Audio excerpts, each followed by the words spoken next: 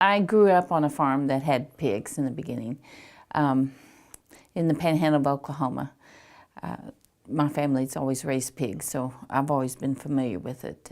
My husband and I got married and moved to his family farm, and we started out with 2 pigs, 2 sows, and we were excited. And we had just a small farm. I mean, Chuck was working in town, and I told him he needed something to keep me busy or else I was going to get a job in town. So we got 2 pigs, 2 sows, and we started from there and built up and then ended up where we are today. The family, the Luthi family, immigrated to western Oklahoma. I don't know when, in the 1800s sometime. And Adolph Luthi was my great-grandfather. And they had 13 children, and he raised hogs. He came from Switzerland, and he was an interesting character. Anyway, that was just, I mean, hogs was a necessity for sustained life. And my granddad, Charlie Luthi, had a home there south of Fargo that my mom and dad live at today. And it's on this land that we've built our new hog facility. Anyway, my granddad, he had hogs, same type of deal, because he was, you just had to have a hog to make it. And he hated pigs. He just hated pigs. And anyway, my dad came along. He took a job in town, went to the military, served in World War II, didn't really go back to the farm until he retired. And he kind of got away from the hog operation. But when I went to college, I met Wathina, and her dad, to help us in a kind of a financial, because I was working for him after I got out of college. He was a hog man, and we owned some hogs together, and kind of got me initiated. That's the first time I had a show pig in high school, but that was the first time I were, really trying to make money at it. And it was interesting. I mean, he's a kind of a hands-on guy, and we did it all. It was all work. There wasn't any high-tech deal to it. We started south of Woodward. We stayed there. We raised pigs there until the early 1990s, and it was Chuck, I, Burton, AJ, the 4 of us. It took 4 of us to do it, and Chuck had a job in town. He did swing shift, and so when he was sleeping, I'd hire another lady to come in and help me, and we did the pigs. And when it got to something I needed his help, I handed him a list and said, "This is what I couldn't do today."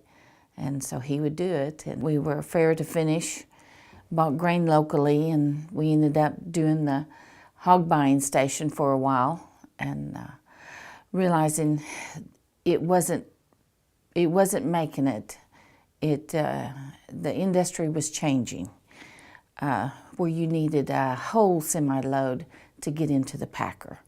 We just weren't there, and so we pursued a contract with Murphy Farms, and we got one. And from there we moved to his other granddad's property and built our site there, and that is south of Fargo. We went and got an old chicken house and converted it into a farrowing facility, and we finished these pigs out and got a mixer grinder, and Wathina would grind feed. I'm in an air-conditioned office, and she's out grinding feed and feeding the hogs, and the boys are cleaning pens. They're little bitty guys, and it was working pretty good. We just kept it.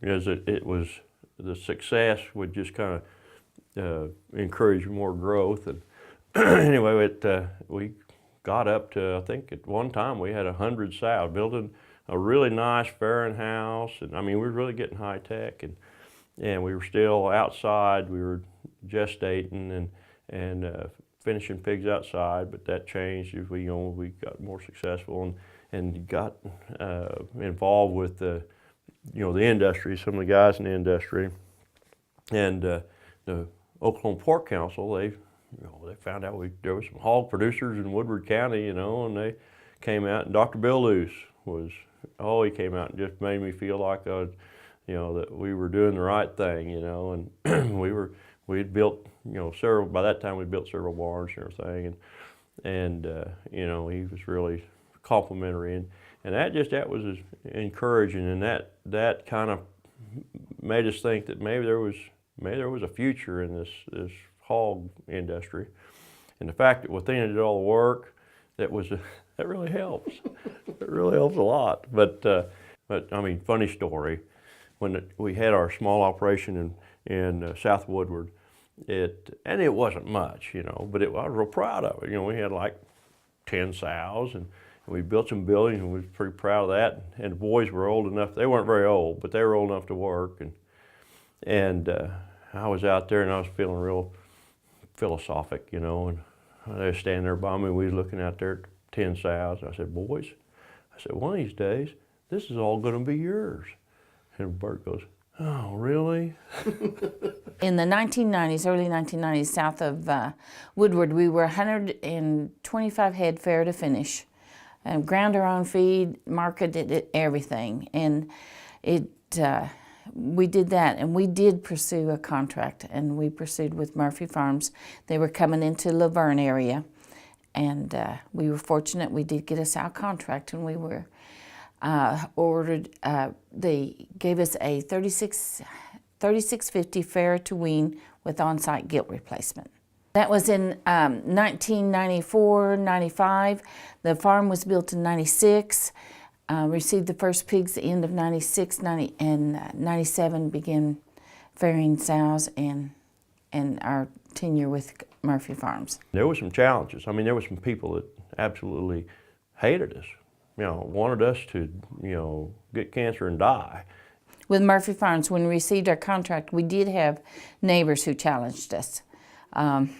We had an absentee landowner who was very, very diligent and very challenging, and we did have to answer that, and did have to go to the Oklahoma Department of Ag and go through a court hearing of 3 or 4 days, and her challenges was on the environment, and since then the residents around there have come back and said we were wrong. They were wrong in signing and challenging us. Your victories are small, but you take what you can get, and you keep pushing on.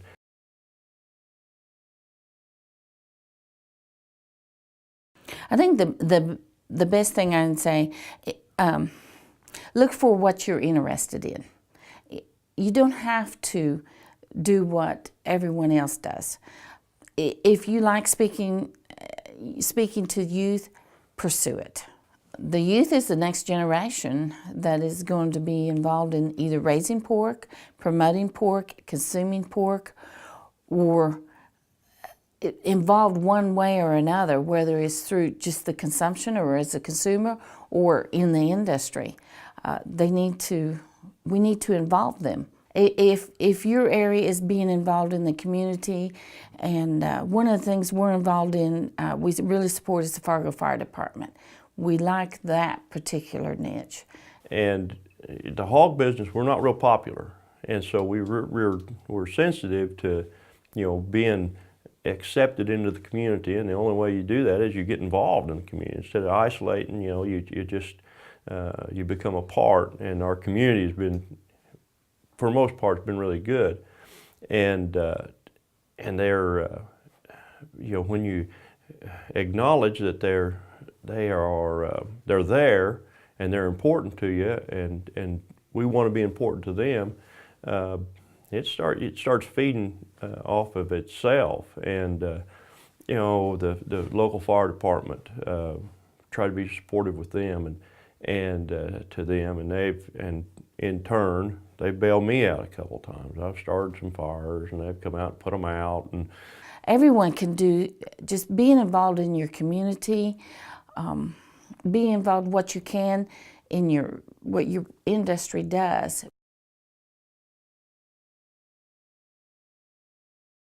The first term I was appointed, and the second term was elected, and it's a very challenging board. Once you see the breadth of what the National Pork Board does for the producers, it is humbling to see that you have that group of professionals that do work so well for the typical pig farmer.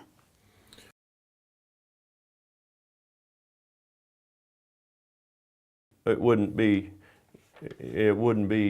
happening if it wasn't shared, because and I don't want to sound trite or anything, but I mean we're partnership. Everything we've ever done, I mean there's some things that she can do really, really good, and there's some things I can do really, really good. And you know, the old concept of you know, some jewelry ad, well, you complete me. Well, I know that sounds kind of phony, honey, but really, I mean, together we're a lot more effective together than we ever would be separate. Couldn't do it without Chuck, without our family. It's something that Chuck and I do together. I couldn't be successful without Chuck's support.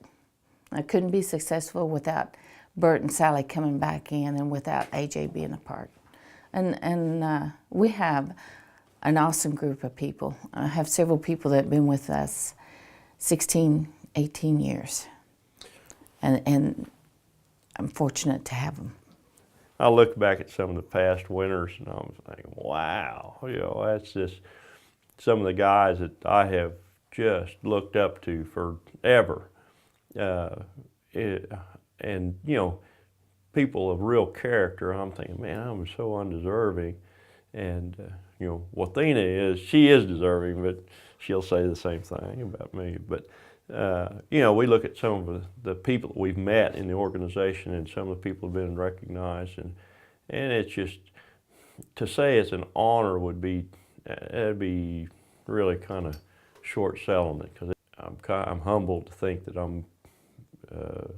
Wathina and I are even mentioned in the same, you know, the same breath with those kind of guys. And very humbling, just very humbling.